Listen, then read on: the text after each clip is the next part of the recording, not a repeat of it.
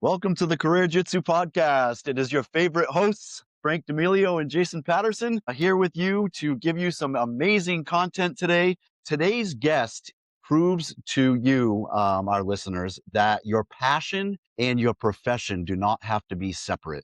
Because the gentleman we have today is Sam Snow. He's from Dallas, Fort Worth, Texas, the great state of Texas. This is our first time having somebody from the great state of Texas, so we're excited about that. He is a BJJ Academy owner.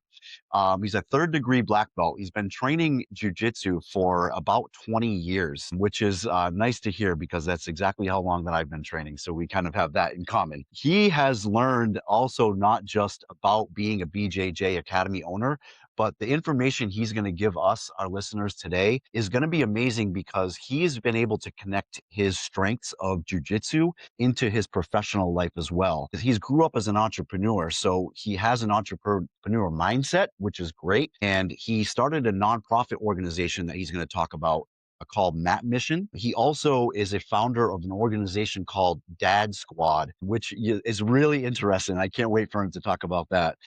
And he also is a partner in a group called Roll the World, which organizes BJJ events and training camps. So we'll have a chance to talk about that as well. So there is so much valuable content for our listeners today, Frank.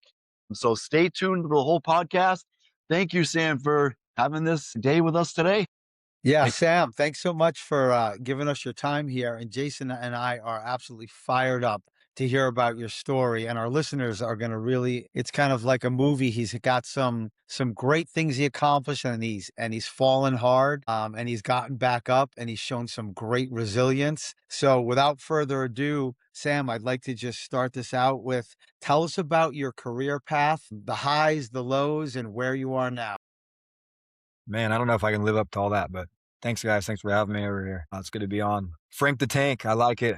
Old school. That's a great movie. Let's go. Let's go. No, yeah, thank you, guys. Yeah, I've been a little bit all over the place in my life. About to be 40, but I had 2 academies now. My second go around on the Jiu-Jitsu Academy side. Took a couple year hiatus.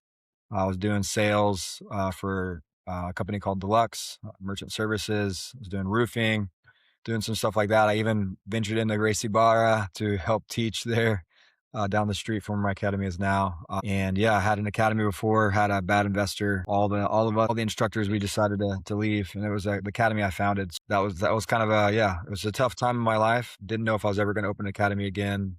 Didn't really want to. Was really kind of burnt on it. And I guess my wife is really the one that inspired me. She's like, "You're born to do this. It's your calling." And I think, Jason, it's like, you get a chance to like meet so many people, and especially kids. You get just to make such a big impact on their lives. It's truly rewarding. So I wouldn't have it any other way. I'm glad to be back in the saddle on running an academy. So Well, congratulations for that. And can you just tell our listeners where your school is? So, and the name of your school and where it is. So if they are interested in dropping in and checking out some classes. sure, Alliance Jiu-Jitsu Keller. So we're in the Dallas-Fort Worth Metroplex. Yeah, always welcome. Anybody's always welcome to drop in. We have people drop in all the time. It's a pretty big hub for the airport. For pilots and for different people. So we have like a good amount of people that kind of like regularly visit, regularly drop in and cross train that we see on a regular basis. That's pretty cool. And for our listeners, we will have a link to that school in our, just look below and click on the link if you're interested in more information in that. So, Sam, could you tell us a little bit about so 20 years you've been practicing jujitsu. What got you interested in it? And what was your first experience like? And then how did you develop from that point? Well, I originally was trying to get into Muay Thai, just watching The Ultimate Fighter. Like a lot of people, I think UFC and The Ultimate Fighter kind of got me in, kind of got me interested. And then I ended up getting really into jiu-jitsu. And I did some amateur MMA. I was on like an MMA team back in the day. We were a real small academy with a purple belt was teaching at the time.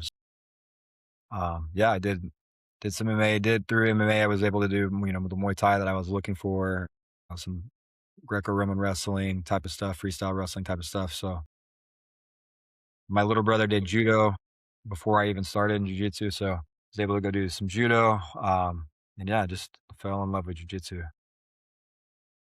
when you went to a jiu-jitsu gym? Did you already know some things from your previous trainings, or was it hard for you? Was No, it yeah. a difficult? I I was like I'm like 6 feet tall, but I was like 150 pounds at the time. I was like a string bean, super small compared to a lot of the guys. So I think I was only able to stick with it, like bounce back from injury and be able to train in the manner that I did because of like my youth. I was like 19. So I think if I would have started at like 40, I wouldn't have made it. It was very unstructured. It was very like a open mat type of training. Like there was no, It was uniformity. trial by fire. Yeah, it was a little bit like that. Like we had some dojo brawls as well. Some of the guys would get into it. It was pretty it wasn't like the Wow. academy you see today where, it's like Jason's That's or just mine, where it's like very nice. You come in, it's like very much about the client experience. No, it wasn't like that. It was like a hallway in a karate dojo, like a Kempo karate place. And the jiu-jitsu guys were like the ragtag, like coming in after all the classes. Like that's the time we got to train at like 8:30 at night till 10:30 midnight, we would train. yeah, Damn. definitely the training in the early 2000s, the training in BJJ gyms were a lot different than they are now. That's for sure. Yeah. Yeah, just for our listeners, do not be scared about that. That is not the way jujitsu is today.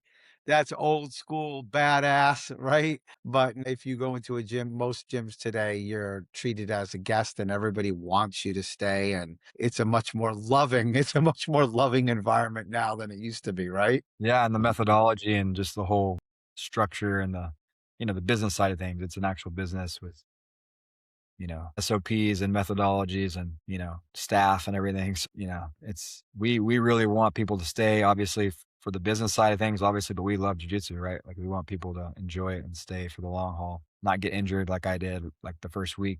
I think the only reason ended up sticking with it because I got a free month. And even then, I don't know why. I did not like it. I wasn't good. Like to answer your question, I was getting my ass kicked and I was getting chewed up by these 220-pound guys wearing wife beaters on the on the shirt. Wife beaters. And we didn't even have uniforms. We would just like t-shirt, like it was like whatever you have, you just go into class. Some people had old gis, not many though. It's pretty well. Damn. Memories, huh? Are you still in touch with any of those people? Do you still know any of them from Oh yeah. back in the day? Oh yeah. The instructor at the time, he's mainly driving. He drives 18-wheelers, so he's not teaching much anymore. I don't think he's teaching at all. But a lot of the guys for sure, like on the MMA team, we still keep in touch. That's good. One of them's teaching also full time. Yeah, it's a community, right? It's always a community, the bonds you form there. So, can you tell us how in this journey you decided to become the creator of this mat mission? Tell us a little bit about that. Yeah, so I was going through my divorce in like 2019, right before COVID. So that's where Rule the World came from. I had a student that was like really into videography and telling stories, and we were really into the creative side of the art side of jiu-jitsu, the culture. So I was a little bit more free because I, was getting newly single and was able to travel, and we would, we interviewed John Donaher, we interviewed um, a bunch of guys, and like we shot, those approach, like Kasai was one of the ones that we shot and interviewed. So we just kind of like we're doing it as like a just pure passion, pure fun, love of the art kind of thing. So Roll the World was really like originally it was like a magazine, almost like an online magazine kind of thing. And today we still do it. It's kind of morphed into more of a like live events kind of thing. So we do camps. We do like a camp every year. And we do custom apparel for academies that need it, stuff like that, uniforms and rash guards and stuff. But yeah, so out of that kind of came in a little bit.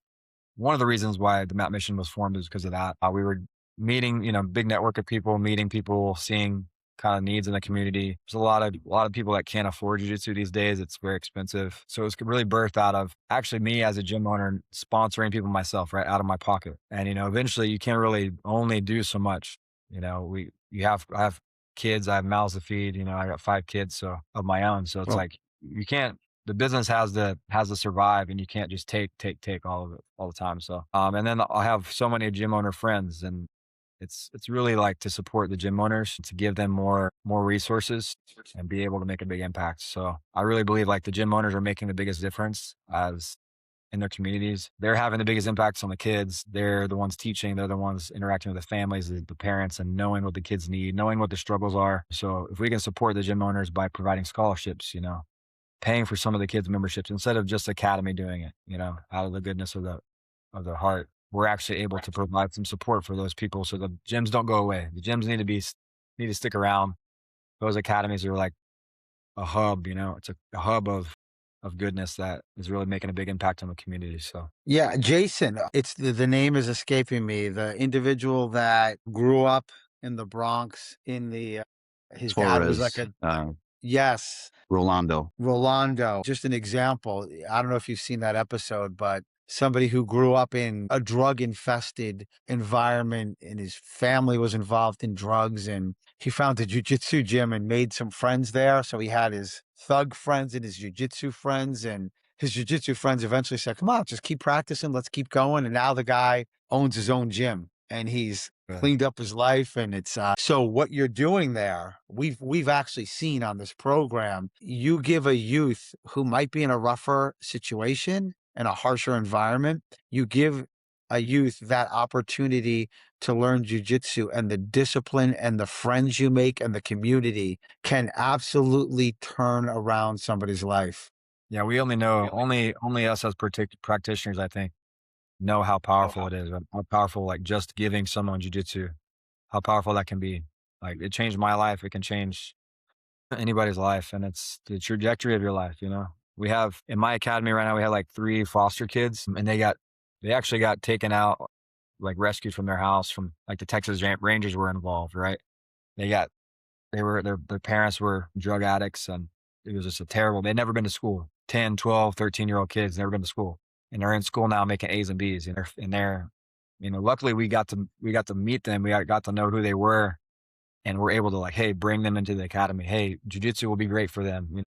Let's try it out. And sure enough, they're doing amazing. Now one of them's on the wrestling team. They're, doing well. I think she made made it to state in wrestling, strict champion, first year wrestling, with only like a few months of jiu-jitsu. It's like these kids it's cool because they don't have anything else. They have so much struggle. They have so much hardship. They find something so beautiful. They find something they love and they really like excel, they excel and they take to it in a way that maybe kids that have, I have everything going for me, they don't really appreciate stuff the same way. Yeah, I feel like And when you almost have too many opportunities, you don't appreciate it as much, serving underprivileged kids that don't have much and giving them an opportunity like that to flourish. Now, I notice in my school, a lot of times the kids that work the hardest are the ones that come from nothing. So because they learn to appreciate it, it's almost in a sense like all they have. So they put everything into it. yeah, and Jason, also, it's a place where everybody's rooting for you. Not everybody has a place at home where people are rooting for them and building them up. And when these kids come into our gyms, everybody's like, man, you're doing great. You're building this up. You're going to go on a competition. I respect. That's so good for you. And then we all come together, especially for the youths. And that is something special, even Yeah. more special than just the physical that you get from it. You get almost a family of people that care about you.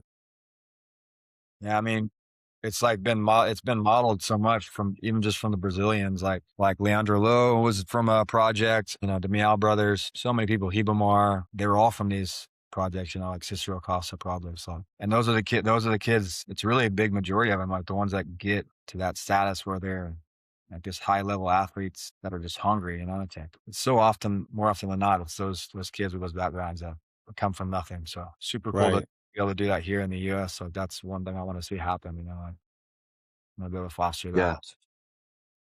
It's like your passion served the purpose, your passion for jujitsu. You now have found a way to have more of a purpose, a bigger purpose, and I think that's really admirable for our listeners to take away from that. Nice. And not only a purpose for kids, but for adults, because you have this program, the Dad Squad. Tell us a little bit about that. Yes. One small correction. I didn't found it. So I'm just kind of like, I had some friends that founded it, and I just come alongside them and helping kind of helping them because I believe in the cause. I Okay. believe, and I align with their Is that values. them talking about, or the dad squad? So the Mount Mission I did, I was one of the founders, the Dad Squad. I'm just one of the guys helping out, helping the cause. Um, I do have like kind of like an organizational leadership role over this area that I'm in, but they're all over the Metroplex and they're expanding like all over the country. But yeah, I really believe in the cause because it's the goal. The mission is to bring dads, bring men in general out of isolation, kind of into community and where they can get support, where they can be vulnerable, where they can have community, have brotherhood. And the goal for that is obviously to help them specifically. But when you help and you reach the men, then the families change.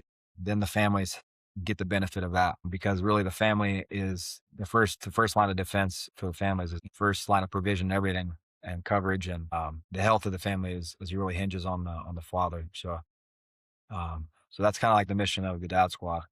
So there's like over 20 events a week. Usually there's meetups, there's coffee, there's like meals, different type of hangouts that they do all over the Metroplex here in Dallas Fort Worth.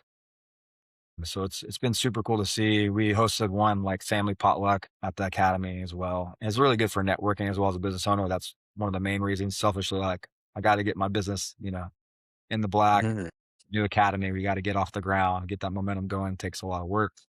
So really wanted to engage with everybody in the community, let them know that they have a place that they can take their kids. They have a place they can come and learn and train. And for divorced dads or recently divorced guys, jiu-jitsu is amazing. I think they should turn to jiu-jitsu. If you get nothing else from this podcast, if you know any divorced, Yes. tell them to go find a Jiu-Jitsu Academy because it's like the most cathartic and therapeutic thing they can do with themselves, going through such a tough time, going through one of the hardest things they could probably go through in life. And the other thing that plays so nicely into your mission, into the mission of the Dad Squad, to get dads out of isolation, because of the bonds of the very quickly forming bonds that you make in jujitsu with the people you roll with. It happens very fast that you make good connections and great friends. And, there's always events, people get together, barbecues. And so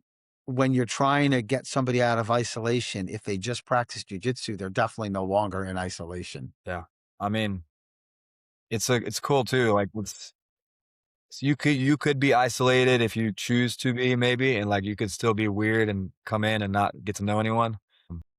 You have the opportunity, at least you have the opportunity to make friends, and you have the opportunity to like your guard gets let down so much when you're putting yourself through that, right? That experience. Like we're all, you're the hammer, you're the nail, and like it's really cool because whether or not you're having a good day on the mats or bad day on the mats, like everyone's guard comes down after 20 minutes of training.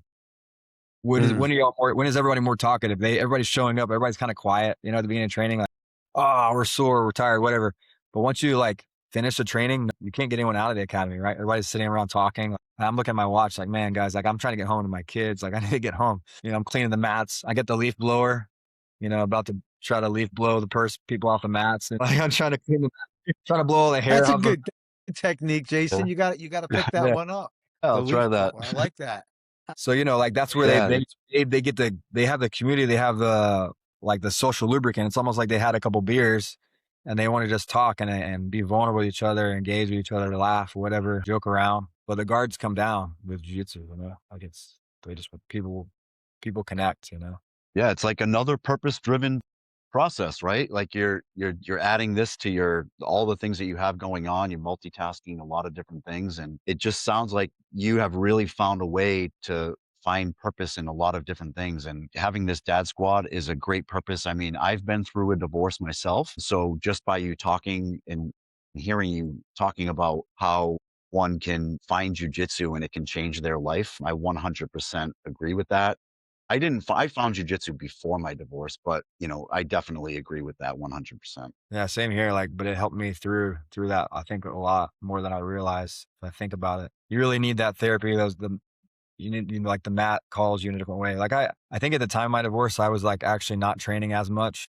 Like I was so used to just that was my profession. That was my life for so long, for over a decade. That it was like fresh for me all of a sudden. I was like, man, I really like actually want to go to the mat. I want to go there. And I didn't even go to my own academy. I went to like some far away academy with someone that invited me. I was like, I just want to go and train. I don't want to go Mm. as a capacity that it's like my job. I want to go in the capacity that I get to enjoy jujitsu, and I need it to be my therapy. Right. It's Right. kind of like It's kind of like our like last a guest said, it's your time to develop you because you're always dealing with life stresses. You're always responsible for other people. And when you get on the mats, it's your time to enrich you, to focus on you, to focus on your game, and obviously your partner as well. But you're shielded from everything else that's been bothering you all day, right? It's a therapy. therapy. Yeah, for sure. So one So of the things that I saw from the notes of you talking to Jason, I thought this was very cool. You said jujitsu is a balance of confidence and humility. Can you talk a little bit about that? do my best. Yeah, I think I think if you do this long enough, you do it long enough, even if you were good at the beginning and you kind of came in with like all these natural attributes and athleticism, you do it long enough, you get old enough where you get enough mileage on your body from jujitsu, you really realize that, you're not always going to be the badass. You know, you can't just be the Can't just confident be the guy all the time, but so you get that humility, right? Eventually. But everybody gets the confidence from it. Like you just feel more confident, right? Like you're not going to, at least one-on-one, generally 90% of the population, there's not going to be some guy that's like intimidating you too much, right? Like, or like, messing with you and that doesn't know you, so there's like some confidence, right? Some level of confidence. Like, no, I know if I have to, like, I can defend myself. I can at least survive, altercation more than likely. Yeah, there's definitely both aspects. Like, it does give you the confidence, but it gives you that dose of humility. You hit the mats with enough. I have a couple of students that are like in their early 20s, that are getting really good. I've been training a couple of years. It's like I'm almost 40 now. I'll be 40 this year. It's like that age difference, I've doubled their age now. It really starts to like take a toll, especially if I was on the mat every day and maybe sometimes twice that week. My body's just so broken down. And then I got to train with this bull in a China cabinet kind of guy, like, just going to just jump all over you, like, and you're just like, oh, and you're like having to deal with. And as the students get better, like, you're like, man, my job is actually to teach them to kick my ass, teach them how to beat me, how to pass, how to break my game, how to beat me. If I Right, job well, right. it should be a bit. The better you do yep, no good deed goes unpunished in jujitsu. Yeah. By purple belt, they're 20 years younger than me. By purple belt, they need to be like really putting it on me sometimes, like, especially if they have a good night. I'm having not such a good night. They need to be coming close, if not submitting me, tapping me out if I'm doing my job. Right, Feel about that? Am I right? Yeah, definitely.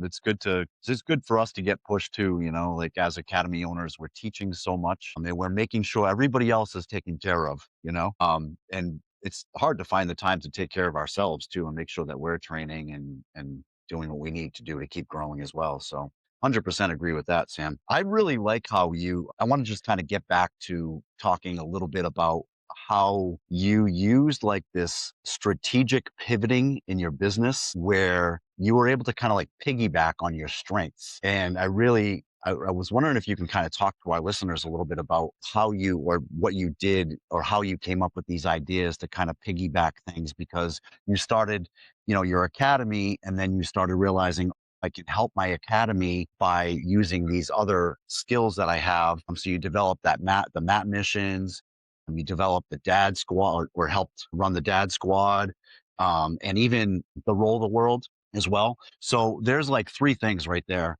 that you incorporated into your abilities to build your business and your entrepreneurship, and I think that's really admirable. So can you talk a little bit more about how you kind of like meshed those ideas together to help you continue to piggyback and pivot and grow?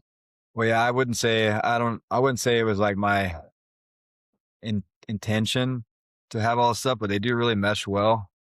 I wouldn't be here without other people. I would have been successful without other people. And I think once you realize that, you realize like I don't really care to have like this story where, it was all me, I did this all myself. I built all this stuff myself. So I think Mhm. if you can humble yourself and not care that you did it all yourself, you get to a place where you realize that actually, good fortune, blessings, other people believing in you, like that gets you a lot further. And so Yeah, Frank, you talk about that a lot, how important relationships are. Right? Absolutely. There's a book by Keith Ferrazzi called Never Eat Alone. And in his book, he talks about the power of your network, the power of people around you. And the theme of the entire book is nobody does it alone. You're only as good as your team. And, Sam, you were just saying early in this interview that the first time things fell apart for you, you got your inspiration. I don't know if you said from your wife that gave you the inspiration, like, listen, this is something you love. So you fell apart here.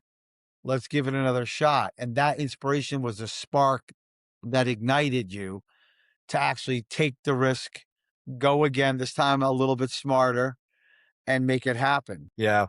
I mean, if it wasn't for her, I wouldn't be doing it. And I'd pretty much given up on it, at least for then. I would say maybe years down the road. I don't know. I just got burned so bad, right? Like I learned I had so many mistakes because it was in my early 20s that I opened the academy in the first place. And, going into debt and being an entrepreneur is not easy.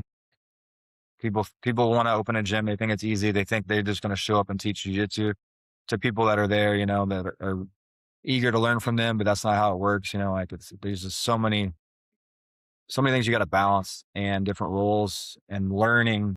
There's just a never ending learning curve with running your own academy. But yeah, I would say definitely my wife inspired me to give it another go.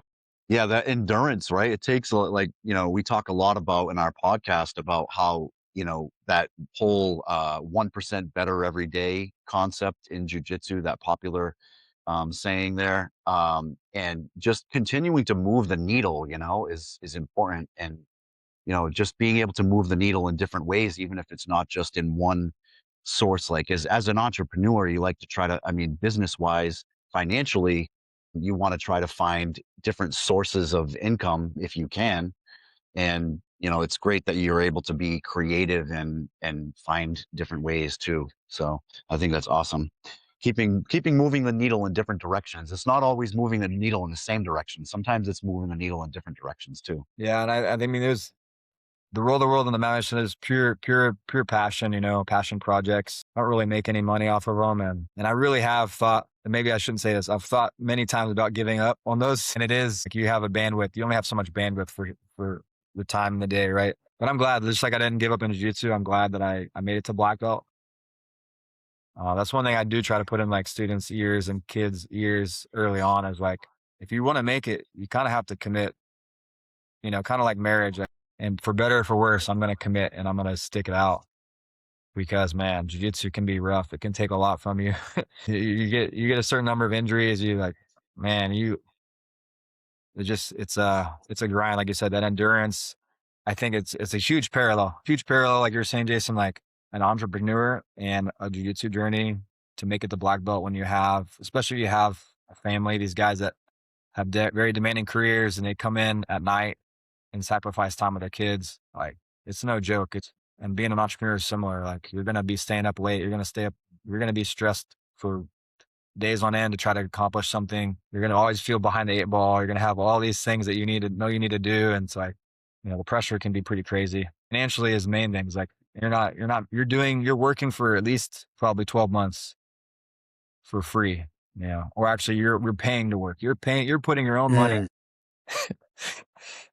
so that you can go and work your ass off more than full But you time. learn, but you learned that perseverance through jujitsu. You kept at it with jujitsu, and that kind of taught you that principle in life. And you're able to apply it to different things. What is harder? I got a question for you, Sam. So what is harder, earning your black belt or building a profitable academy? That's a tough one, huh? Yeah. That's a good question. I think the academy might be harder. Especially, I mean, it depends on the black belt, right? Like, and who you're getting it from. Obviously, you could probably just money burg it, just pay somebody that needs his visa or something to get your black belt.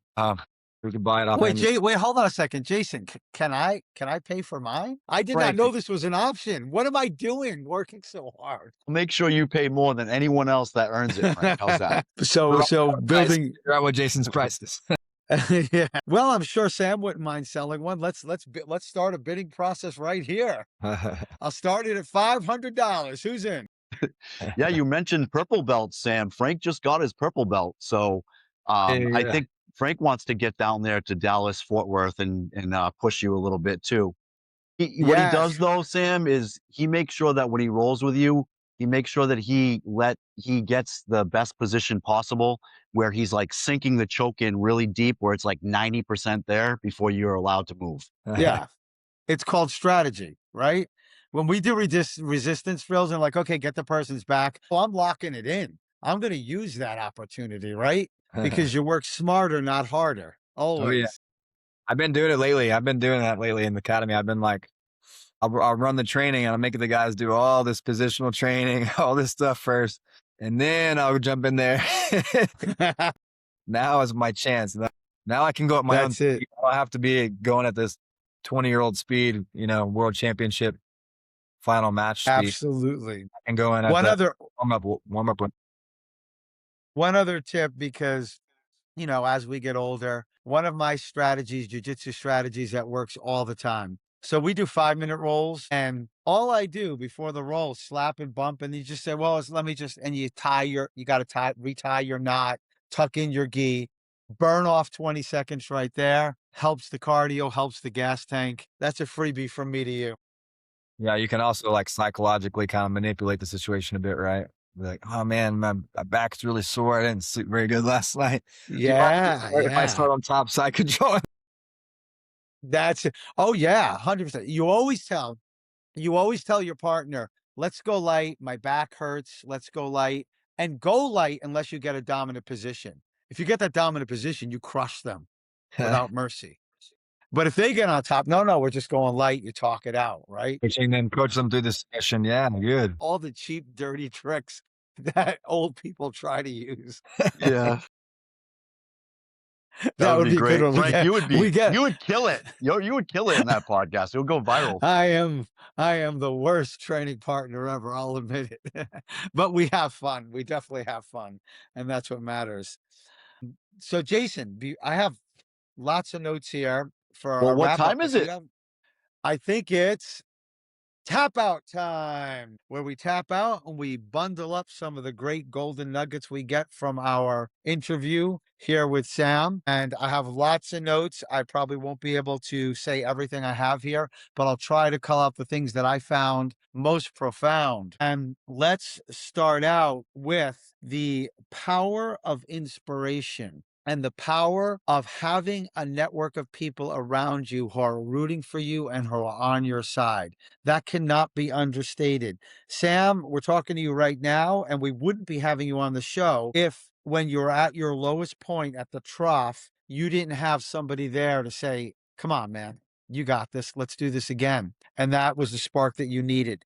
So please remember that. Tell me who your people are, and I'll tell you who you are. You have to surround yourself with people who believe in you, who support you, and you do the same for them, right? It's a symbiotic relationship. The second thing, and I think the major overarching theme here, and something that I think you represent and reflect very well, Sam, is to give back as much as you can. And in your specific example, the Matt mission, also the dad squad thing you're doing, the roll the world, you're doing a lot in your community. And I think that's what makes you a great person. In the end, when you're on your deathbed and you look back, I think those are the things you're going to be the happiest about. And you have lived your life also serving mankind. And that's just such an important thing. A great thing that we talked about from the other side of this is community, and BJJ gives you that community of people who care about you. And when you're talking about the dad squad and getting men out of isolation and men who are going through a difficult time, the BJJ not only becomes their therapy, because when you're doing BJJ, you really can't think about much more than, let me grab that wrist, let me try to shift my hips, let me try to release some pressure. You are in the moment, and it is the best. Every guest we've had on this show, and how many have we had, Jason? How many shows what number are we on now? 40, we're like episode 42 or something like that right now. 42. If you listen to the 42 episodes we have, every practitioner has said this is a form of therapy. And you use the word very well, Sam, catharsis. It's a catharsis for people to just physically work out their problems. And then it gives you a community afterwards to talk with. It's almost like you're having a beer with your buddy, but you don't need the beer because you're like, you just rolled. Gives you that same social lubricant. Another great point that you brought up is the confidence that you get from jujitsu, the double dose of humility and confidence wrapped in one, which allows you not to be arrogant, but not to be meek, right? It gives you that nice blend of, yeah, I got my ass kicked 3 times on the mats. I learned, I accept that. But I also know if I'm ever really attacked, I've got a lot of weapons. I've got a lot of defense. I've got a lot of offense. And that makes me feel comfortable. So I think that's a great way that you put that together and you articulated that. And then the last one, maybe the most important one and the most applicable for every single listener out there. You talked about endurance, the grind, the consistency, the 1% every day, the moving the needle, and that it's not an epiphany. It doesn't happen all at once. It's a slow grind that if you commit yourself to it, you're going to find success. And that not only applied to your business, which you're proving right now, not only to your jujitsu and getting your black belt, but to any endeavor that you undertake in life. That is the principal ingredient for your success. And you're just living proof of that. So, damn, you gave us a lot to think about, a lot to inspire us. And we are very grateful for that. Thank you. Glad to. Yeah, one other thing that we forgot to mention is that Sam has children. I don't know if you mind us mentioning about your personal life a little bit, but you have children, right, Sam? Yeah, I got Yes, 5 children, right? 5 kids. Yeah, But you did mention that. Okay. blended family, 3 of my own, 2 stepkids. So yeah, we have 2 under 2 right now. So we're in that Yeah. stage. It's a tough stage. I know we didn't really talk much about this in this episode, but I can say how admired I am by the fact that you can multitask like that and balance not just your academy and the other things you have going on, but also the things that you have in your personal life, because that's a lot of responsibilities for sure. Great people, man. I have great people around me. Super, super grateful for that. Yeah, I mean, like you mentioned, Frank, I think it's important for people to recognize when you have someone in your life that's always in your corner, that's supporting you, like you're saying that. But I think it's equally important to recognize that and not take that for granted and not tarnish those relationships and, not lose those people, right? I mean, people bounce around a lot of times at academies, they bounce around a lot, but if you find yourself in an academy and they're really rooting for you, they're really like in your corner, I think that's super valuable. That's more valuable than, you don't want to give that up. You don't want to burn bridges. Yeah, Frank talked about, just being able to give, like you've been able to give, and that by giving, you get back. When you treat people well, you'll be treated well too. Yes, Yeah, right. yes. Thus the phrase givers gain, right? That's a networking phrase that givers gain. The more you give, the more you get back. And I personally believe in karma. I think when you give, you get. And not always the way you want to get, but you always do get, for sure. So we just want to give your school a shout out. You're in business, successfully in business for a year and a half. You're growing. We want to continue to see that grow. So a shout out just one more time, the name of your gym and where you are one more time for our listeners. It's Alliance Jiu-Jitsu Keller. We're in Keller, Texas, DFW Metroplex. Yeah, definitely stop by if you want to drop in and roll. It's the HQ for Roll the World as well. So we get, we do different events. We do fundraisers there for the Mount Mission. We did the camp there last year, and we'll do it there again this year in July 24th through 26th. So an annual camp. It's going to be great. Any people that know Sam, anybody who is part of his school, please share the podcast, share this episode. It tells his story, which is great because I think getting his story out in his community will be great for him and for everybody else that's a part of his community too. So please share, comment, like. Absolutely. Yes, absolutely share. And like to shout out to our listeners. We have listeners all over the place, all over the United States, all over the world. It's so exciting to see our listenership every time we look, Jason, we see another country in there. We see the numbers going up, and it's such a wonderful thing. So thanks for our listeners. We love you. We appreciate you. And please make sure that you share this, drop some hearts, drop some comments, and keep us motivated. Thank you so much. All right. Thank you, Sam. Thank you guys. Appreciate it. All right. Have a good one. Peace out.